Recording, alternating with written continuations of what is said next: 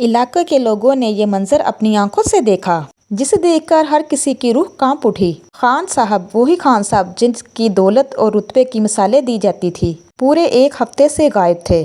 حویلی کے اونچے دروازوں پر تالا لٹک رہا تھا اور اندر کا حال کسی کو بھی معلوم نہیں تھا۔ پھر ایک دن اچانک ان کی چاروں بیٹیوں نے سب کو خبر دی، ہمارے ابا کا انتقال ہو چکا ہے۔ جب حویلی کا تالا ٹوٹا اور کمرے سے ان کی سڑی لاش برآمد ہوئی تو پورا علاقہ دنگ رہ گیا۔ لاش کی حالت اتنی زیادہ خراب تھی کہ کوئی پاس جانے کی ہمت تک نہ کرتا۔ پوری بستی میں یہ خبر آگ کی طرح پھیل گئی۔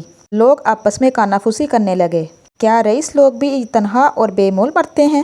ان کے بیٹے کہاں ہیں جن پر خان صاحب کو اتنا زیادہ گھمنڈ تھا؟ سوالوں کا جواب تب ملتا جب لوگوں نے دیکھا کہ خان صاحب کی چاروں بیٹیاں اپنے کانپتے ہوئے کندھوں پر اپنے باپ کی میت اٹھائے ہوئے قبرستان جا رہی تھی۔ ان کے قدم بھاری تھے، جیسے وہ صرف ایک لاش نہیں اپنے عتیق کا بوجھ اٹھا رہی ہوں۔ اور وہ دونوں بیٹے جن پر خان صاحب کو بہت ناز تھا کہیں بھی دکھائی نہ دیے، ان کا کوئی بھی اتا پتہ نہ تھا۔ دنیا کے سامنے یہ منظر کسی تابوت سے کم نہ تھا۔ وہ بیٹیاں جن پر ساری زندگی ظلم ہوئے، جن کی حسرتیں دبا دی گئی، وہی بیٹیاں آج اپنے ظالم باپ کی میت کو کندھا دے رہی تھی۔ قبرستان پہنچے تو ایک اور حیران کر دینے والا منظر آنکھوں کے سامنے آیا۔ جنازہ زمین پر رکھا گیا لیکن کوئی آگے بڑھ کر نماز پڑھانے کے لیے تیار نہ ہوا۔ لوگ پوچھنے لگے، آخر خان صاحب نے کون سے ایسے گناہ کیے ہیں؟ ان کی موت کی خبر لوگوں کو ہفتے تک نہ ملی۔ ان کی لاش کمرے میں تنہا کیوں پڑی رہی؟ اور ایسی کون سی سزا ان کو ملی کہ اس کا جنازہ پڑھنے کے لیے کوئی تیار نہیں؟ اصل میں یہ کہانی ہے گھمنڈ، ظلم اور تنہائی کی۔ خان صاحب ایک سخت دل اور ظالم انسان جس کی نظر میں عورت کی کوئی بھی قدر نہ تھی۔ خان صاحب دل سے سخت اور بے پرواہ اور عورتوں سے نفرت کرتے تھے۔ ان کی زندگی میں عورت کی کوئی قدر اہمیت نہ تھی۔ جب وہ پیدا ہوئے ان کی ماں کا انتقال ہو گیا۔ ماں کی ممتا سے محروم رہنے والے خان صاحب کی پرورش ایک باپ اور دادا نے کی، لیکن ماں کے سائے کی کمی نے ان کے دل کو سخت کر دیا۔ ان کے نزدیک عورت کی حیثیت بھیڑ بکریوں کی حیثیت تھی۔ جوانی میں اس شخص نے دولت، طاقت اور اپنے رتبے کا ناجائز استعمال کیا۔ عورتیں اس کے لیے بس کھلونا تھی، استعمال کرو اور پھینک دو۔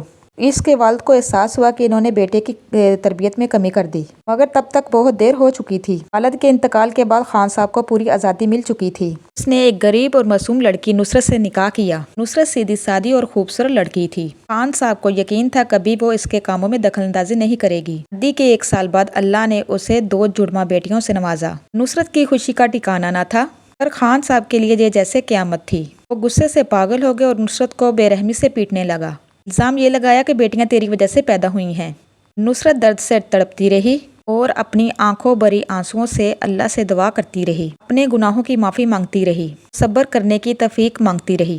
خان صاحب نے 2 ٹوک اعلان کر دیا، یہ لڑکیاں حویلی میں نہیں رہیں گی۔ اسی دن ان دونوں بچیوں کو حویلی کے کارنر پر پرانے گھر میں پھینک دیا۔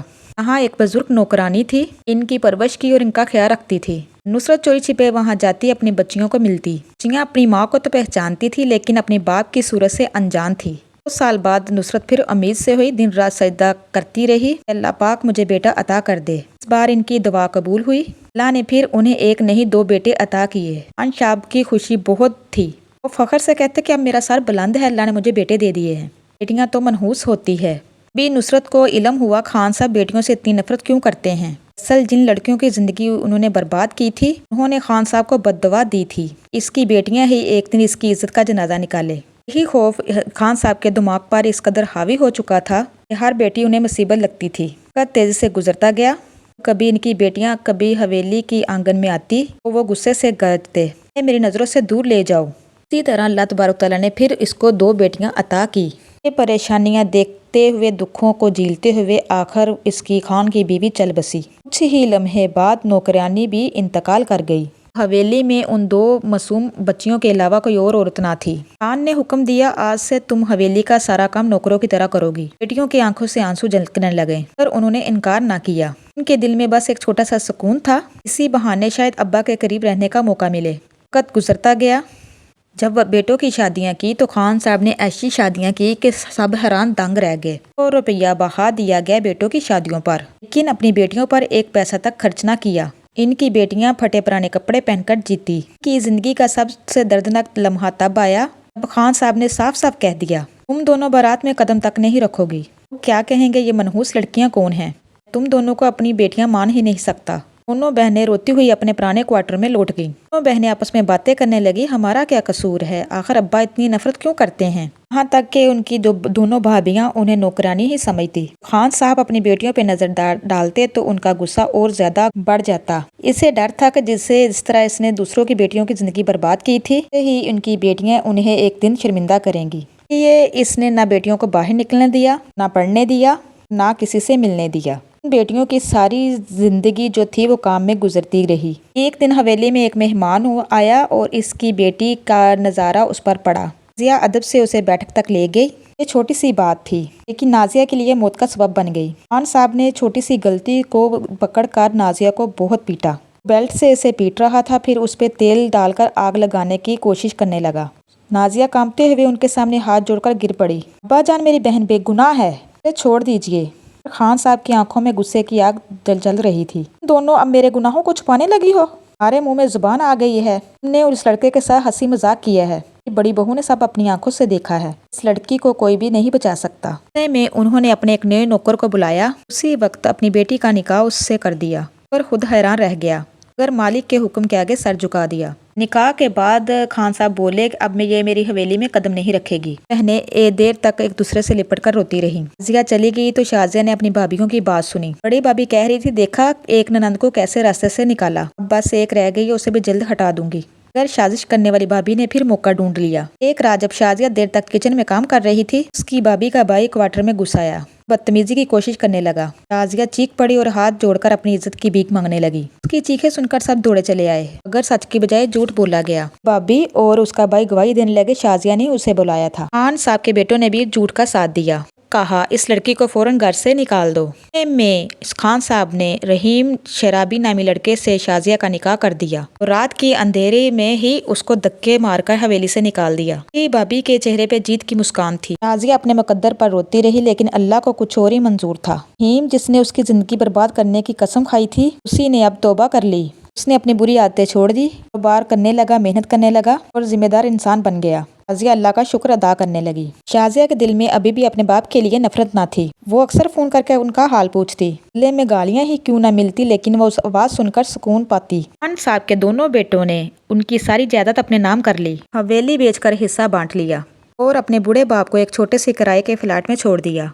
खान साहब तनहा थे। पहली बार उनको अपने गुनाहों का एहसास हुआ। वो सोचते कि जिन बेटों के लिए मैंने बेटियों से मुंह मोड़ा, वही मुझे आज इस हाल में छोड़कर बैठ चले गए।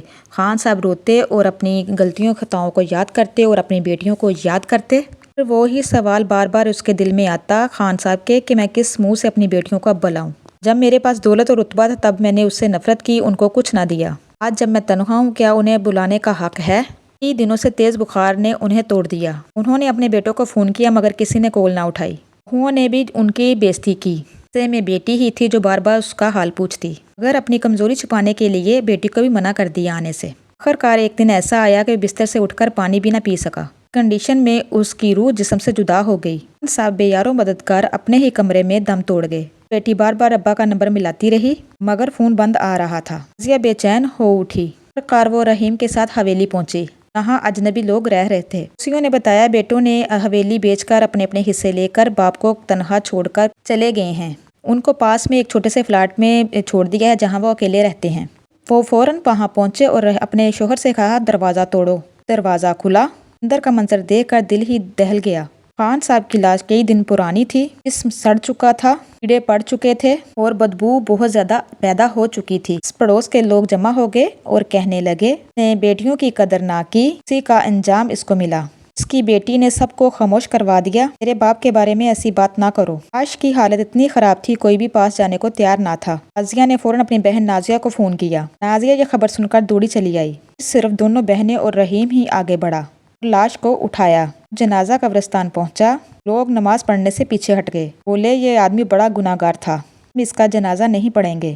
पर इमाम साहब ने लोगों को समझाया, इंसान के अमाल का हिसाब सिर्फ अल्लाह करता है, हमें अपना फर्ज अदा करना है। जाकर लोग नमाज के लिए तैयार हुए। इसी वक्त खान साहब के दोनों बेटे भी वहां पहुंचे। उन्होंने ये समझा कि वो अपने बाप की तदफीन के लिए आए हैं, मगर उनका मकसद कुछ और ही था। उन्होंने शाजिया से कहा, अब्बा के कागजात कहाँ है?